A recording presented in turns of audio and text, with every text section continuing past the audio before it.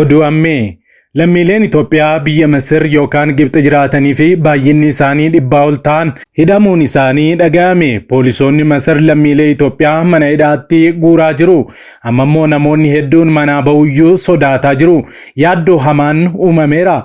Odeeffannoo yeroo oduu kanaa isinii dhiyeessinu baheen ammoo Gibxiin lammiilee Itoophiyaa biyyattiitti argaman biyyattii gadhiisanii akka ba'an ergaa hatattamaa dabarsiteetti. Sababni Itoophiyaanonni biyya kootii habaan jetteefis heeyyama jireenyaa biyyattii fi dookumentiiwwan isaanii wajjin akka wal qabatus beekameera. Bal'ina isaa isin biraan geenya.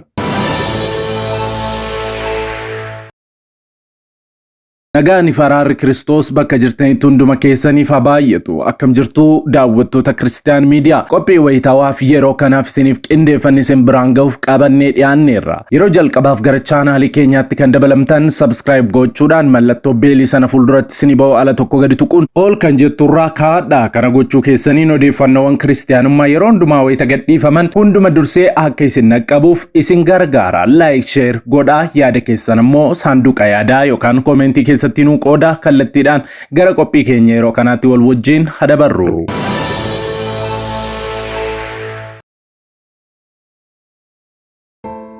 Viidiyoo kana like gochuudhaan jalqabaa. Baqattoonni Itoophiyaa biyya Masir jiraatan erga baatii muraasaan dura eegalee hidhaan nutti hammaateera jechuudhaan BBC'tti himan. Hidhaan kunis bitootessa keessa biyyattiin baqattoonni heeyyama jireenyaa hin qabne akka ba'an kan qaban immoo akka sirreeffatan erga labsitee booda itti hammaachuu himaniiru. BBC'n jiraattotaa fi qindeessitoota hawaasaa lammiilee Itoophiyaa Kaayiroo keessa jiraatan irraa akka odeeffatetti lammiileen Itoophiyaa dhibbatti dhiyaatan mana hidhaa Masir keessatti argamu jedhee jira. Dhimma kanarratti BBC'n imbaasii Itoophiyaa biyya Masir jirurraa odeeffannoo dabalataa argachuuf yaalee hin milkaa'ina feera. BBC'n komii baqattoota kanaa kan naga'ee yeroo gaanfa Afrikaatti muddamni hammaatee jiruttidha. Haa ta'u malee lammiileen Itoophiyaa keessumaa baqattoonni Masir keessa jiraatan yeroo adda addaatti hidhaa fi darara himataa turaniiru. Itoophiyaan hidha haaromsaa laga Abbayyaa irratti waggoota 13 dura ijaaruu eegaluun biyyoota lamaan gidduu muddama waggootaaf ture dhaleera. Tibbana Masriin Soomaaliyaa waliin waliigaltee waraanaa mallatteessuu fi meeshaa waraanaa gara Moqadishoo erguun Itoophiyaa hin gammachiifne. Wanti biyyoota lamaan gidduu mudatu kan isaan yaaddessu baqattoonni yaaddoo keessa jiraachuu himaniiru. Baqataan bara 2016 gara Masir Kaayirootti baqatee fi sodaa nageenyaaf maqaa isaa naaf dhoksaa jedhee BBC'tti hime akka ibsetti bitootessa bara 2024 irraa eegalee Kaayiroo keessatti addatti hidhaan lammiilee Itoophiyaa irratti xiyyeeffatee taasifamaa jiraachuu himeera. Hidhaan kun namoota heeyyama jireenyaa hin qabnes ta'ee qaban kan dabalatu ta'uun eerameera. Rakkoon tibbanaa kun namoota waraqaa hin qabne qabuun gara biyyaatti deebisuu qofa utuu hin taane kanneen osoo heeyyama jireenyaa seera qabeessa qabanuu hidhamuu jedhe baqataan BBC'tti dubbate kun. Kun ammoo lammiilee Itoophiyaa biyyattii keessa jiraatanitti yaaddoo fi sodaa guddaa uumuu dubbata. Namni osoo waraqaa jireenyaa seera qabeessa qabu hidhamuun yaaddoo guddaadha. Sababa kanaaf gadi baatee hojjattee galuuf yaaddoftas jedheera. Ofitti amanamummaan gad baatee ol deebi'uu hin dandeessu. Darbee mana jireenyaa sakatta'uunis jira jechuudhaan haala deemaa jiru BBC'tti himeera. Namoonni haala kanaan torban 2 hanga baatii 2 hidhaman ni jirus jedheera. Yoo waraqaa eeyyamaa biyya sanaa gahaa hin qabaanne ammoo gara biyyaatti ergamus jedhee jira. Gama kaaniin rakkoon kun biyyattii keessatti namoonni waraqaa eeyyama sobaa kan Koomishinii Baqattoota Idil Addunyaa UNHCR fakkeessanii qaban baay'achaa dhufuu waliinis kan wal qabatu ta'uu hakeenoollee himeera. Mootummaan naannoo heeyyama jireenyaa hin qabne biyya keessaa akka ba'an yookaan waraqaa heeyyamaa jireenyaa isaanii akka sirreeffataniif bitootessa bara 2024 irraa jalqabee labsaa tures jedheera. Masiritti itti gaafatamaa gumii maanguddoota baqattoota Itoophiyaa kan ta'an obbo Taahir Umar akka dursaa garee hawaasaa achi jiraatanitti maqaa namoota haala kanaan mana hidhaa keessa jiranii UNHCR'tti galchuun hordofaa jiraachuu isaanii BBC'tti himaniiru. Magaalicha keessaa gumii hawaasaa hedduun jiraatanis kan isaan hordofaa jiran kanneen waraqaa qaban namoota 70 hanga 80 ta'an hidhaa jiru. Akkasumas gamtaa hawaasa biroo irraa kan hidhaman hedduun jiraachuu quba qabaachuu himaniiru. Dhaabbanni UNHCR bukaatoo dhaamnee hordofaa jirra jechuurraan kan hafe furmaata waaraa rakkoo kana furuu akka isaaniif hin deebisne himaniiru. Kanaan wal qabatee buqqaatota hedduu biratti sodaa guddaan uumameera. Namni ammam yoo sin jaallate amma sin fayyaa qabdanitti amma sin waa qabdanitti furumayyuu yoo ta'e rakkinaa wajjin ba'aa wajjin dhukkubaa wajjin badaa namni nama simatu rakkina keenyaa wajjin dhukkuma keenyaa wajjin kanna dikaamaachin kanna shakimaachin የተቀበለን እሱ ብቻ ነው። biyya lafaa kanarra fudhattanii yoo laaltanii gita namaatiif sadarkaa namaatti namni ulaagaa walii qaba iddoo walii qaba. beeksisumtamma biyya lafaa kana keessa gaafa ba'u sabarateef digrii akkasii diipiloomaa akkasii maastersii akkasii kan barattan iddoo akkasitti qacarree hojiitu jira.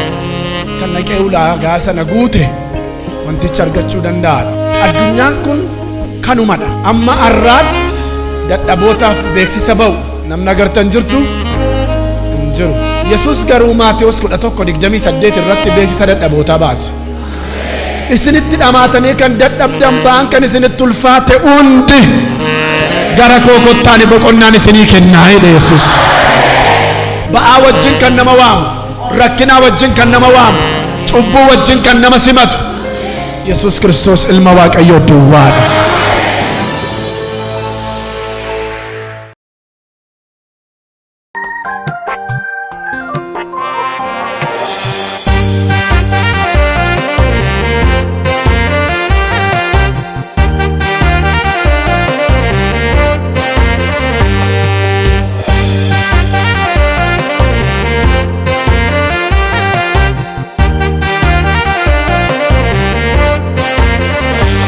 Ya Isa karaa ya Isa dhugaa ulfina mul'atu ulfaadhu kaa. Ya Isa karaa ya Isa dhugaa ulfina mul'atu ulfaadhu kaa. Qulqulluun du'amoo inni ka'e jiraataadha mirga baasa tulba'e isumaani daandiin qajeelota karaasaa hunduu jireenya argata.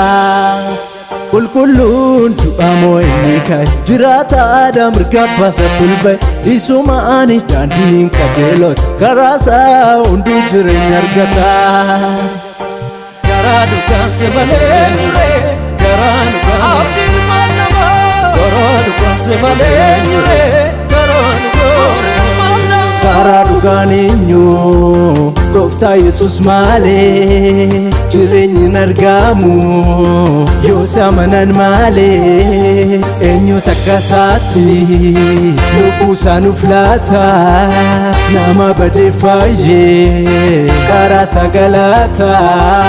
karaa dhugaan eenyu gooftaa Yesuus malee jireenyi hin argamu yoo amanan malee eenyu flata nama badee fayyee karaa isaa galata. karaa dhugaan eenyu gooftaa Yesuus malee jireenyi hin argamu yoo amanan malee eenyu takka isaatti lubbuu isaa nuuf laata nama badee fayyee karaa isaa galata. ulfaatu ulfaatu ulfaatu ulfaatu ulfaatu ulfaatu ni galata fudhatu.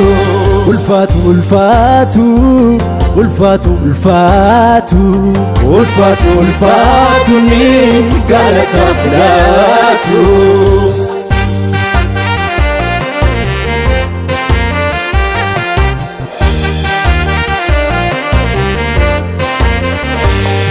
abonnuuf kenname abonnuuf kennameera abonnuuf kenname abonnuuf kennameera abonnuuf kenname abonnuuf kennameera abonnuuf kennameera abonnuuf kennameera abonnuuf kennameera abon mucuma balballi jireenya Yesuusin banameera.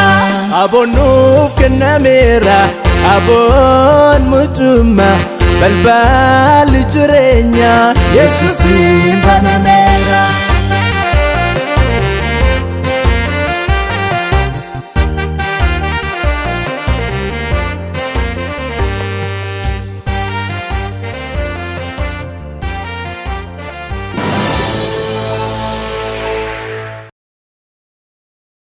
Egaan daawwattoota keenya qophiin yeroo kanaaf qabannee dhiyaannee kanneen hanga ammaatti daawwattanidha. Qophii keenya walakkaatti kan nutti dabalamtan chaanaalii keenya subscribe, like gochuu hin dagatina. Saatotaan booda hanga walitti deebinutti nagaan tura.